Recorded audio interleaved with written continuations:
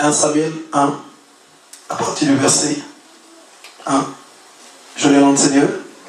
Il y avait un homme de Ramathaïm Sophim, de la montagne d'Éphraïm, nommé Elkana, fils de Jéroham, fils d'Élihu, fils de Tohu, fils de Tuf, Ephratien. Il avait 2 femmes, dont l'une s'appelait Anne et l'autre Pénina. Pénina avait des enfants, mais Anne n'en avait point. En passant, je vais déjà vous dire ce que veut dire le prénom Anne. Je ne sais pas s'il y a des gens qui savent ce que ça veut dire. Anne, ça veut simplement dire grâce. Anne. Là, ça veut simplement dire grâce. Et dans la parole de Dieu, beaucoup de prénoms sont souvent prophétiques, qui symbolisent normalement des situations. Anne et l'autre Pénina. Pénina avait des enfants, mais Anne n'en avait pas. Chaque année, cet homme montait de sa ville à Silo pour adorer l'Éternel des armées et pour lui offrir des sacrifices. Là se trouvaient les 2 fils d'Élie, Ophni et Phini, sacrificateurs de l'Éternel. Le jour où Elkana offrait son sacrifice, il donnait des portions à Pénina, sa femme, et à tous les fils et à toutes les filles qu'il avait d'elle. Mais il donnait à Anne une portion double, car il aimait Anne, que l'Éternel avait rendue stérile. Sa rivale lui prodiguait des mortifications pour la porter à s'irriter de ce que l'Éternel avait rendu stérile. Et toutes les années, il en était ainsi. Chaque fois qu'Anne montait à la maison de l'Éternel, Pénina la mortifiait de la même manière. Alors elle pleurait et ne mangeait point. Elkana, son mari, lui disait: Anne, pourquoi pleures-tu et ne manges-tu pas? Pourquoi ton cœur est-il attristé? Est-ce que je ne vaux pas pour toi mieux que 10 fils? Amen. Donc cet homme avait 2 femmes, une Anna, une Pénina. Ces 2 femmes qui sont synonymes également de 2 personnes, de 2 peuples. Il y avait Anne qui était stérile. Vous allez souvent voir dans la parole de Dieu, depuis la lignée d'Abraham, ces femmes qui avaient une grâce particulière, ces femmes étaient toujours souvent stériles. C'est un mystère. Mais quand on va voir, c'est les femmes qui avaient aussi la grâce en eux. C'était une grâce d'être la femme d'Abraham, d'être la femme d'Isaac. Mais malgré qu'elles avaient cette grâce-là, ces femmes-là étaient stériles. On va aussi voir la maman de Jean-Baptiste. Pareil aussi, c'est dans sa vieillesse qu'elle va avoir cet enfant. Mais pourtant, c'est les femmes qui avaient une grâce particulière. Et là aussi, on retrouve une femme avec une grâce particulière. On retrouve sa grâce par le fait même que, pourtant, elle n'a pas d'enfant. Mais dans son foyer, elle avait de la faveur. Ça montre une grâce. Normalement, c'est la femme qui avait des enfants qui devait beaucoup plus être aimée. C'est elle qui devait beaucoup plus être dans une position agréable. Mais malgré cela, celle qui était stérile, c'est celle-là qui avait la grâce. Elle avait une grâce particulière.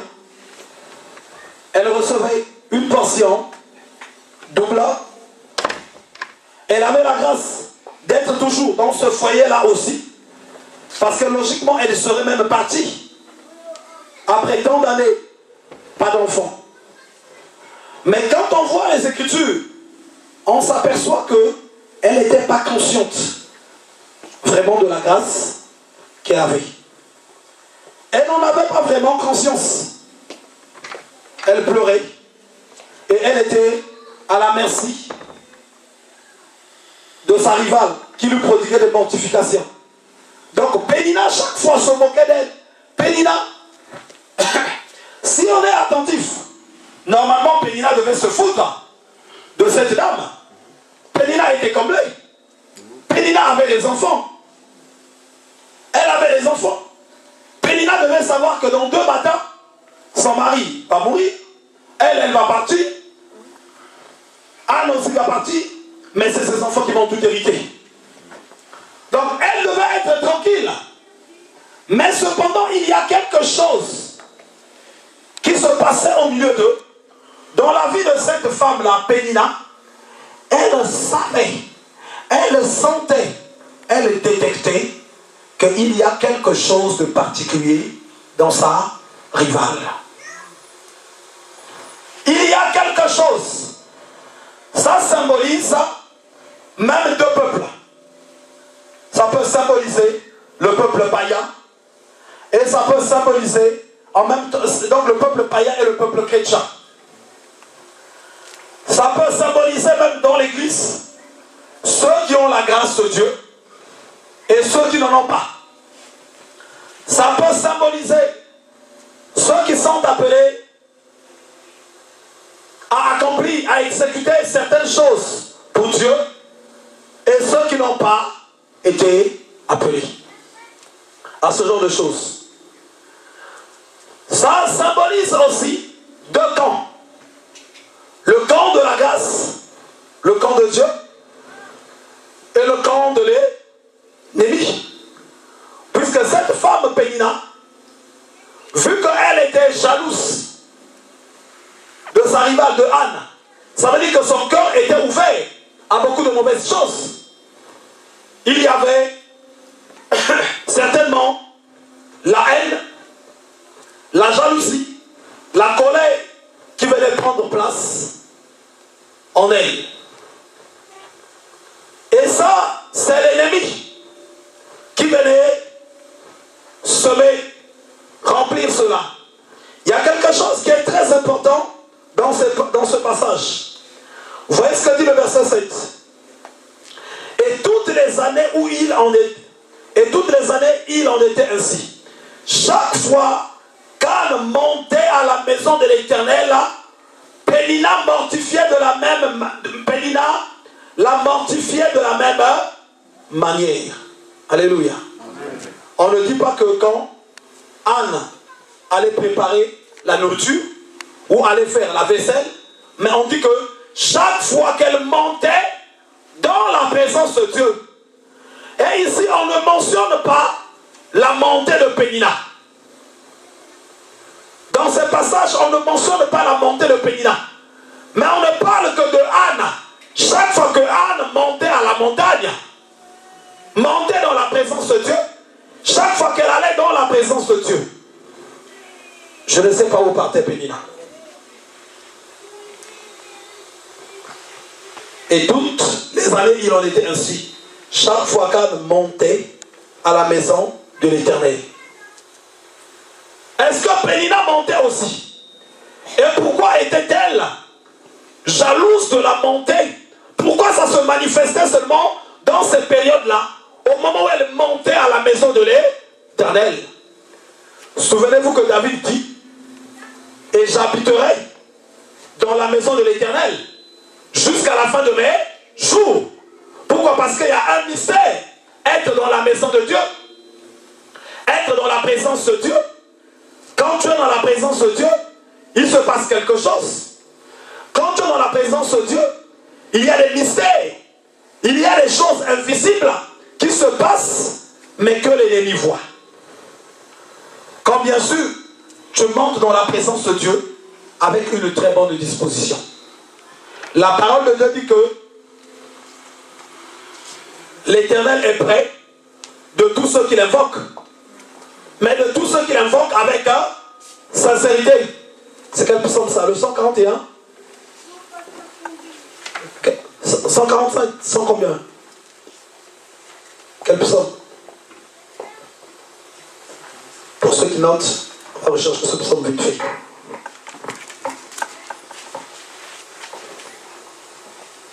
L'Éternel est près de tous ceux qui l'invoquent, de tous ceux qui l'invoquent avec sincérité. Et je vous dis, ne vous y trompez pas.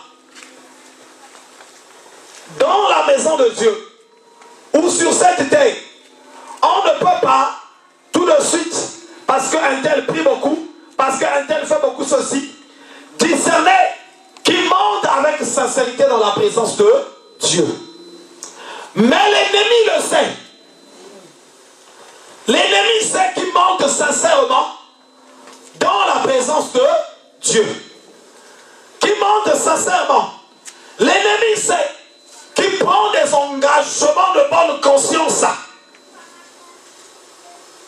On peut dire un tel était en train de danser. On peut dire un tel était en train de crier. On peut dire un tel était en train de sautiller. Ça, c'est ce que nous avons vu.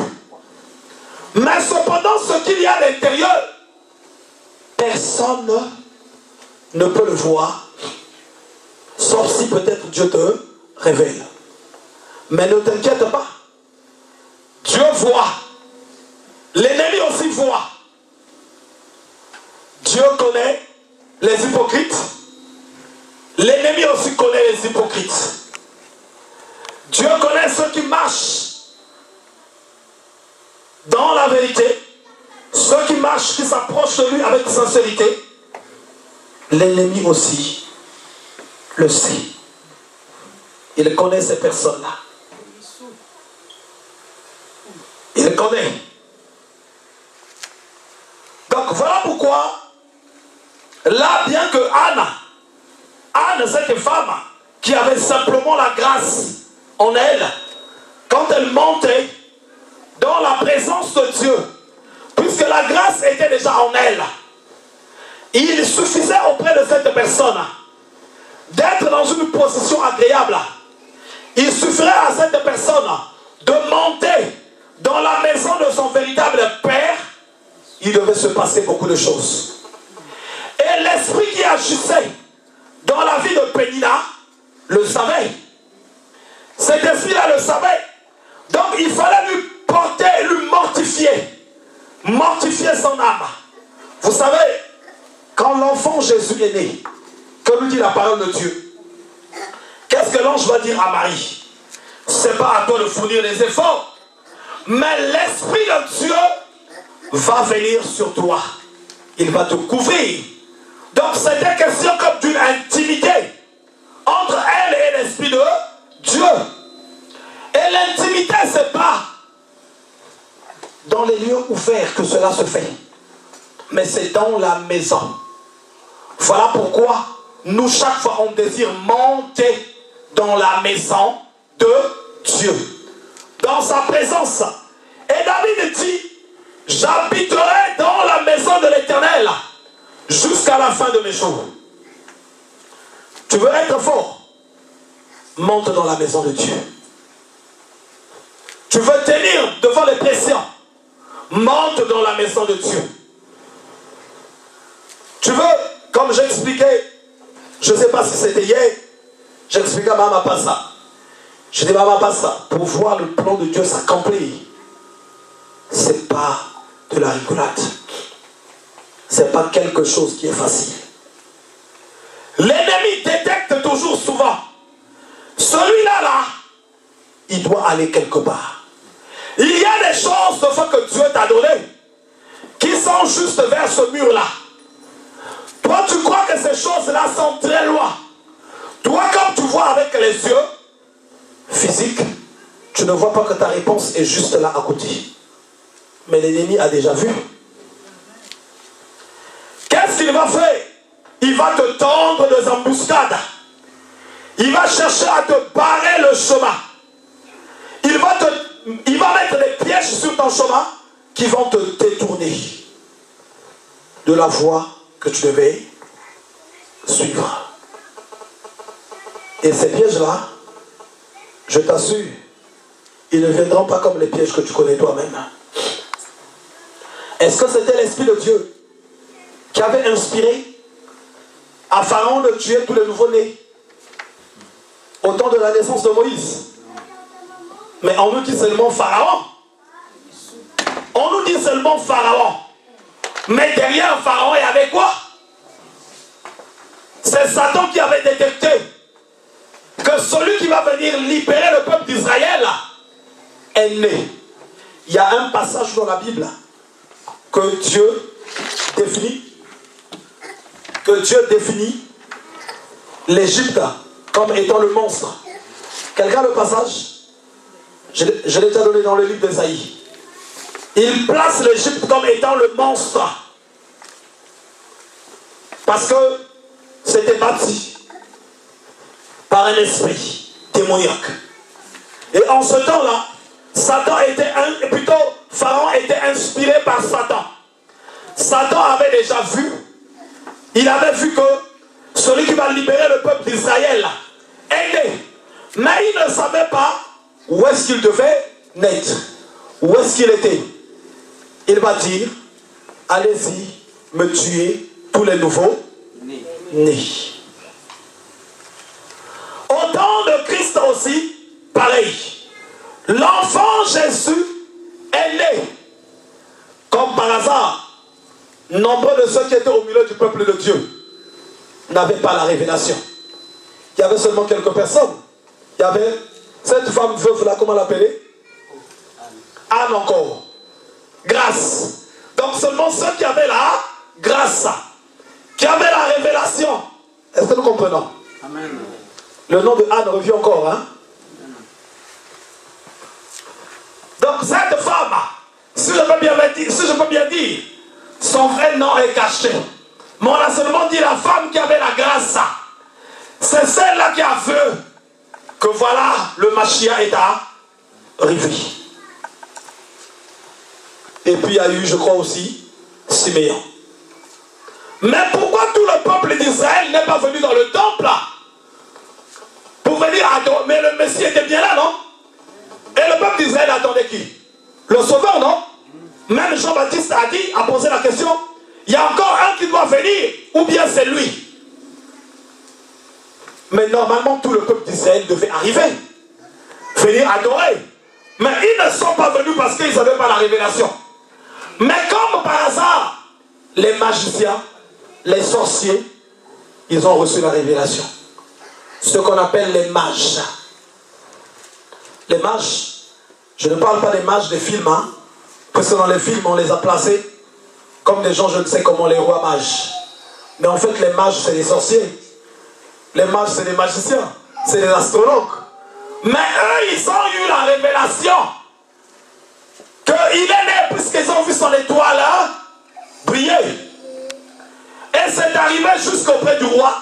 Et le roi va dire, allez-y me fouiller. Trouvez-moi soigneusement le lieu où il se trouve. Et venez m'en informer. Donc le roi aussi avait besoin de la révélation. Mais sa révélation, il n'est pas parti le demander auprès des prophètes de l'Éternel. Mais c'est avec les mages qu'il a parlé. Donc lui aussi, il s'est rapproché d'eux et il avait besoin d'avoir la révélation. Il n'a pas reçu la révélation. Il va prendre la résolution de tuer tous les fils nouveaux nés. Qu'est-ce que je veux dire par là? Vous savez, pendant que nous marchons, nous venons à Christ. Nous ne sommes plus les mêmes personnes. Nous ne sommes plus ce que nous étions avant. La parole de Dieu dit quoi? Ce n'est plus moi qui vis, mais c'est Jésus qui vit en moi. La parole de Dieu dit quoi? Les choses anciennes sont passées. Voici toutes choses sont devenues nouvelles. La parole de Dieu dit que nous avons été scellés par son esprit. Vous savez, la chrétienté, on la prend à la légère. Parce que tu es habitué à te regarder dans le miroir. Tu regardes. Mais on me dit que je ne suis plus le même, mais quand je regarde dans le miroir, je suis la même personne. Mais c'est quoi cette histoire? Après tu peux dire foutaise. Mais il y a un autre vrai miroir. Il y a une manière dont les sorciers te voient.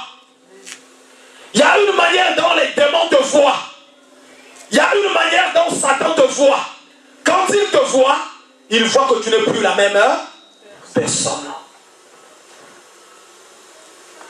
Vous savez, dernièrement, c'est Maman Philo qui a parlé ici du droit d'aînesse. C'est la parole de Dieu que nous devenons les aînés de plusieurs. Parce que quand tu arrives à Christ, tu n'es plus la même personne. Tu dois te valoriser. Tu n'es plus, même si ça ne va pas. J'étais dernièrement chez les frères romains. Je parlais avec la sœur Charlotte. Et j'ai dit merci à Dieu pour le frère de la sœur Charlotte qui a beaucoup noté sur beaucoup de choses. Je ne sais pas, peut-être qu'à la fin vous allez vous intéresser, peut-être parler, je ne sais pas. Mais j'ai vu qu'il a noté beaucoup de choses. J'étais en train d'expliquer que, vous savez, celui qui va réussir, celui qui va aller loin, ce n'est pas question de ses diplômes. Ce n'est pas question de quoi que ce soit. Mais c'est d'abord question de son état d'âme, état d'esprit. Il y a des gens, tu vois, il est vraiment pauvre. Il n'a rien. Mais quand tu le regardes toi-même, tu dis, non, lui, il va aller loin. Tu regardes son attitude, sa manière de faire, D'où je leur ai expliqué que non, il y a beaucoup de langage. Le calme de tel, le silence de telle et telle personne n'est pas pareil. Même le silence, c'est un langage. Le regard, c'est un langage. La manière de marcher, c'est un langage. La manière de s'habiller, c'est un langage. Je leur ai pris l'exemple. Prends seulement le RERD. RERD qui va en direction, je crois, nord. Donc il va jusqu'à Creil. Il y a une qualité de personne qui va descendre à... La première gare, c'est quoi? Non, je parle d'abord de la première gare. Stade de France Saint-Denis. Ça, cette qualité de personne-là, tu sais qu'ils sont en train de partir au travail. C'est souvent des blancs ou des gens avec leur sac, avec leur costume, tout ça, ils sont pressés. Ceux qui descendent à Saint-Denis, c'est aussi une autre qualité de personne. Donc, même ceux qui descendent dans les trains, c'est déjà un langage. Toi, tu ne descends pas. Mais on te dit, tu dois lire ce qui se passe dans ces gares-là. Toi, on te laisse seulement à l'intérieur. Tu regardes dans cette gare, lesquelles sont descendues. Tu peux déjà lire, quand tu arrives à Stade de France Saint-Denis, tu conclus qu'il y a beaucoup d'entreprises ici. Il y a beaucoup de... Voilà, il y a des cadres. Tu arrives à Saint-Denis, ça commence. Tu vois déjà des coiffes compliquées. Donc quand tu vois déjà la coiffe, tu peux même déjà leur donner des noms. Tu vas donner des noms Zoro, Adjuna Katanga, Jokata Absa. Donc toi, on t'a pas dit de... Tu connais pas leur nom. Mais on te dit en même temps, tu donnes leur nom, tu fais des analyses à toi. Tu commences à donner. Ça arrive Pierrefitte, pareil. Sarcelles, pareil. Tu expliques aussi quel genre de personnes habitent là. Maintenant, Villers-Belle, après ça commence déjà à changer un tout petit peu. Goussainville, Leno, Louvre, là ça commence à changer. Tu arrives sur Villiers. Oh, donc, rien que même là, c'est tout un langage. C'est tout un langage. Et donc même ton calme, ça veut dire quelque chose. Et vous savez, il y a des gens que Satan sait que lui là, même s'il est venu dans le Seigneur, il ne va qu'échouer. Je n'ai même pas besoin même de toi me casser la tête. Lui, il va toujours échouer. Mais il y a des gens, quand ils regardent, Satan n'est pas à l'aise. Nous-mêmes, se dit que non, il faut vraiment sortir une artillerie, une armée. Parce que je dois chercher à lui barrer le chemin. Il est insaisissable. Il est né de nouveau. Comme dit la parole de Dieu, celui qui est de nouveau, il est identique au vent. Personne ne sait d'où il vient, ni où il va. Et rien ne peut l'arrêter. Quand tu es dans cette position, Satan ne te cerne plus. Donc, il ne comprend plus. Il essaie de bloquer là, ça ne tient pas. Mais ne t'inquiète pas. Il t'a repéré. Quand il t'a repéré, c'est les combats qui commencent. Même si toi-même, tu ne réalises pas un peu trop ce que tu es. Tu ne comprends pas. Mais les sorciers au moins réalisent, ils savent ce que tu es. Si tu ne réalises pas trop ce que tu es, les démons le réalisent. Et continue pourtant aussi d'être ignorant. Et aussi, ils vont être aussi très contents. Ils vont continuer de se dire, oui, mais ils ne connaissent pas encore. Ils vont aussi s'arranger que tu ne connaisses pas. Aussi longtemps que tu ne connaîtras pas, et ça va les arranger. Vous savez, La parole de Dieu dit que la nature ne vous enseigne-t-elle pas? Je suis convaincu qu'on n'arrive pas quelque part juste comme ça par hasard. Si tu vois quelqu'un qui devient président, il n'est pas devenu un président par hasard. Il est passé par un chemin. Il y a un parcours. Si quelqu'un devient responsable, il n'arrive pas là par hasard. Également, il y a eu des portes, des chemins, des voies qu'il a suivies.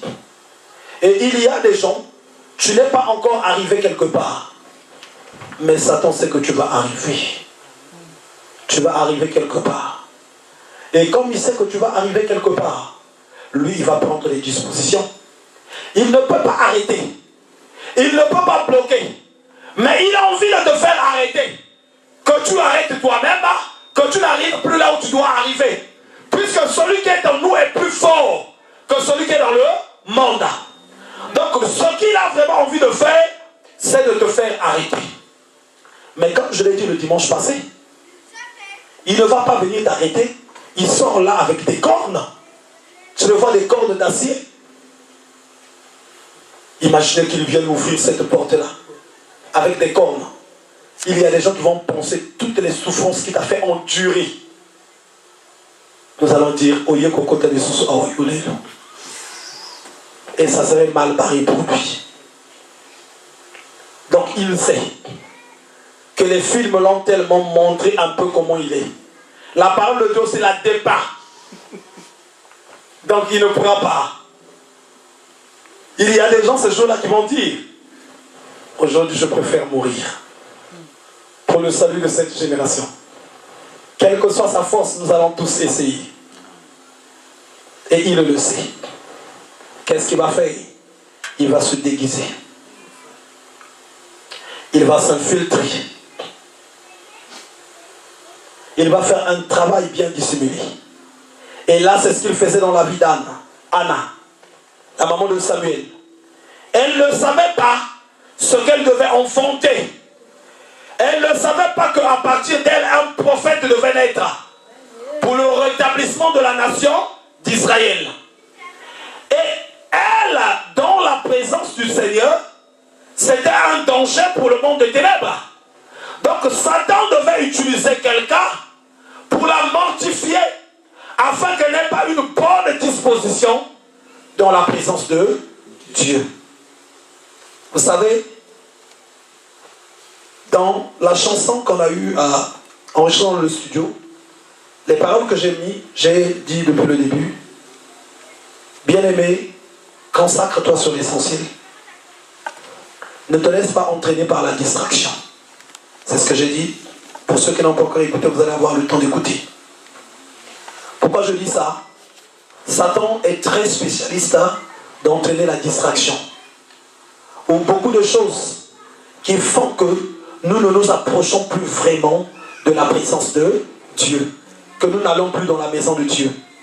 J'imagine un peu les combats de David. Mais qui a vécu les combats de David? Ici, au milieu de nous. Personne. Mais il disait, il recherchait chaque fois plutôt d'être dans la présence de Dieu. Il disait que j'habiterai dans la maison de l'Éternel jusqu'à la fin de mes jours.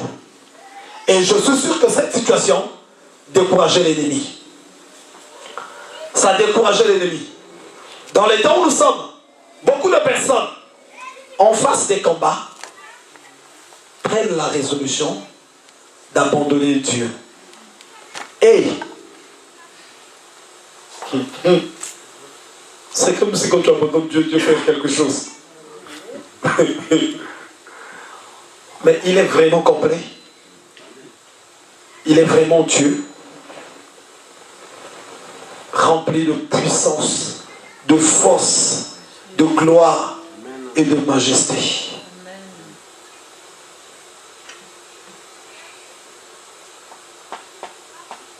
Moi, les combats me donnent beaucoup la force d'aller dans sa présence. Il y a des moments, mais des fois, je réfléchis, je ne sais pas c'est quel jour que je réfléchissais sur ça.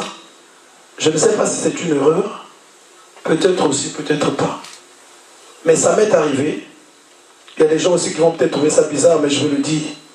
Deux fois de dire, Seigneur, mais comment ça, j'ai pas de combat ces jours-ci? J'ai encore envie de monter dans ta présence. Il y a des fois où je le dis à Dieu. Le frère Omer rigole. Je vous dis la vérité. Il y a des fois où je le dis à Dieu. Seigneur, je ne sais pas, ça me donne un suspense, quelque chose là qui se rajoute quand il y a les combats. Quelque chose qui se déclenche en moi. Et au lieu que j'ai de la rage sur quelqu'un, mais je vois que mes dents se serrent contre le monde des ténèbres. Il y a quelque chose surtout sur lequel je pense, de toute façon d'un moment à l'autre je vais quitter cette terre. Mais le temps que je suis là, si Dieu m'a donné la possibilité de jouer encore avec l'œuvre des ténèbres, de bien les taper, pourquoi pas? Oui. Et puis quand le moment viendra, alors c'est quand tu me regardes, quand le moment viendra, Dieu me prendra. Et je serai parti. Et ça restera dans l'histoire seulement.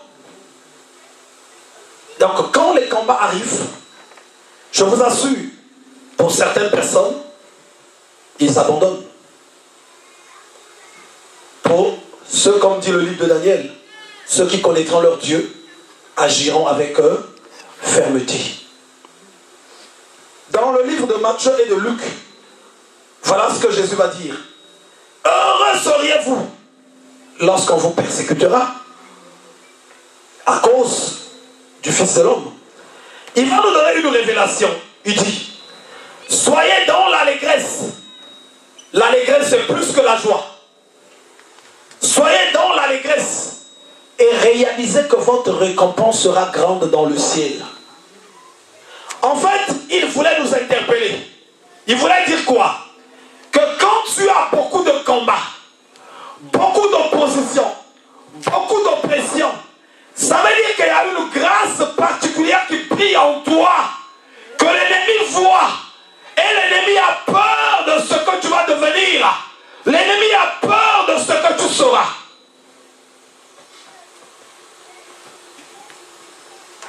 Et pour ceux qui sont sages, ils disent que je vais persévérer donc. Je vais persévérer. Je vais persévérer. Je ne vais pas abandonner.